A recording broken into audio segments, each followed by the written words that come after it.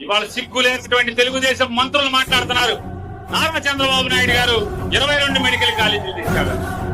ఎవడ కాలేజీలు, ఎవడ మెడికల్ కాలేజీలు అయ్యి నీ ప్రైవేటు, నీ చుట్టాలు పక్కాలు, నీ వాటాదారులు, నీ బినామీలు చేత పెట్టినటువంటి 20 మెడికల్ కాలేజీల్లో ఏంటయ్యా అంటే సీట్లు కోట్ల సీట్ల అందరూ నల్ల డబ్బు ఎవరి దగ్గర ఉంటే వాడికి చదువుకునేటువంటి అవకాశం అర్హత ఉందంటే మరి పేదవాడు, మేధస్సు ఉన్నవాడు, బుర్రున్నాడు, చదువుకోగలిగే సత్తా ఉండి ఆడేమవ్వాలి, ఎక్కడికి వెళ్ళాలి?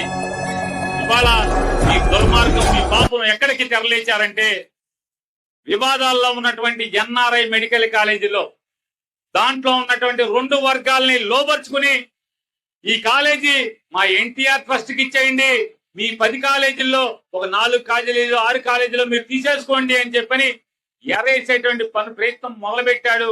డీల్ కుదిరింది అని పాత్రికేయ మిత్రులు చెప్తున్నారు. టీడీపీ ఆఫీసులో బీటు చూస్తున్నటువంటి, సచివాలయంలో బీటు చూస్తున్నటువంటి పాత్రికేయ మిత్రులు. ఎందుకంటే ఆ పాత్రికేయ మిత్రులు ఎవడయ్యా అంటే అగ్రవర్ణ పేదలు, బహుజనులు, మైనార్టీలే ఈ విలేకరులు ఉద్యోగాలు చేస్తున్నారు. కాబట్టి గతి లేక వాళ్ళ ఛానల్లో పనిచేస్తున్నా సరే మనసు చంపుకోగలరు కానీ ఆత్మవంచన చేసుకోలేక ఇవన్నీ చెప్తున్నారు. ఈ పాపాలు